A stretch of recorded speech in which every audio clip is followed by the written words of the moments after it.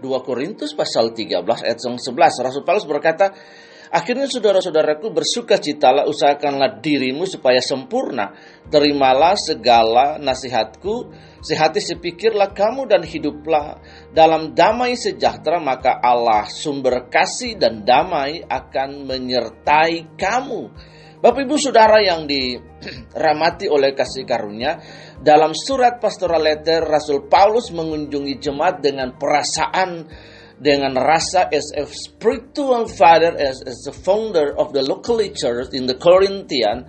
The apostle of Paulus encouraged them in his pastoral letter.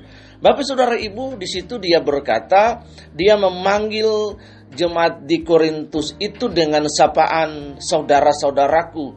Iya, Paul call the people in the Corinthian dengan sebutan brother, my brethren. Bapak Ibu saudara-saudara yang dikasih karunia, kemudian dia berkata di situ joyfully. Di awal ayat ini 2 Korintus 13 ayat 11 dia berkata di situ finally dalam akar kata Yunani koine itu artinya loipon. Nah, akar kalimat ini begitu penting sekali. Di dalam perjalanan ini kita akan sampai kepada sebuah titik yang namanya loipon atau akhirnya. Ini akhirnya ini begitu penting sekali. This is the single word for all of the Christian. Ya, we must harus memperhatikan kata ini dengan baik, dengan benar sekali. Dia berkata di situ akhirnya saudara-saudara. Jadi akhirnya ini adalah kesimpulan summarize from the Paul the apostle to the people in the Corinthian. Di sini dia berkata saudara-saudaraku, finally, saudara-saudara akhirnya bersukacita. Jadi ada pesan yang pertama yang disampaikan Paulus itu adalah bersukacita kepada jemaat di Korintus. Kita tahu jemaat di Korintus adalah jemaat yang fulfill with the spiritual gift, penuh dengan karunia-karunia roh di situ. Tetapi kita melihat jemaat di Korintus juga jemaat yang hancur, terpecah belah karena egois, karena kepentingan diri sendiri dan banyak hal yang terjadi. Kemudian ada perzinahan, ada perselingkuhan yang terjadi di situ, perpecahan yang sangat besar yang terjadi. Kalau kita membaca surat Korintus yang pertama. Jadi di akhir surat Korintus pasal yang ke-13 ini dia berkata finally my brother, joyfully, finally, loipon. Akhirnya saudara-saudaraku, yang pertama bersukacitalah. Yang kedua, usahakanlah dirimu sempurna. Try to be teleios di situ. To be perfect. Usahakanlah dirimu supaya sempurna. Artinya berjuanglah supaya kamu menjadi sempurna dalam iman, dalam pengharapan iman Kristenmu kepada Kristus Yesus di situ.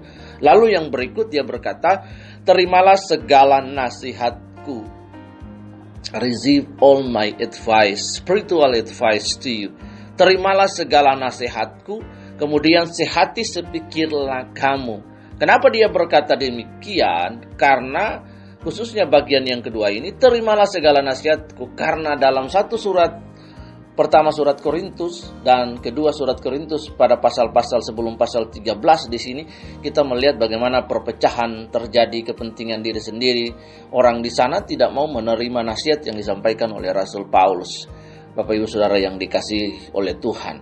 Di situ kemudian sehati sepikirlah kamu dan hiduplah dalam damai sejahtera. Jadi ini pesan pastoral yang dalam sekali. Rasul Paulus punya perasaan batin, keterikatan dengan mereka. Dia mengunjungi mereka, even dia tidak hadir secara fisik waktu dia menulis surat ini, tetapi dia menumpahkan semua rasanya, semua perhatiannya as a pastor, sebagai seorang gembala, sebagai seorang bapa, sebagai seorang penanam gereja di Korintus itu. Dia menyampaikan semua yang ada di dalam hati, di dalam pikiran by the Holy Spirit to encourage the people. Di sini kita melihat perasaan yang terdalam dari Rasul Paulus sebagai seorang ayah.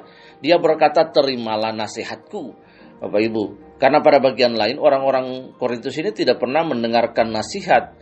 Perpecahan terjadi dan hal-hal yang lain terjadi di gereja Korintus.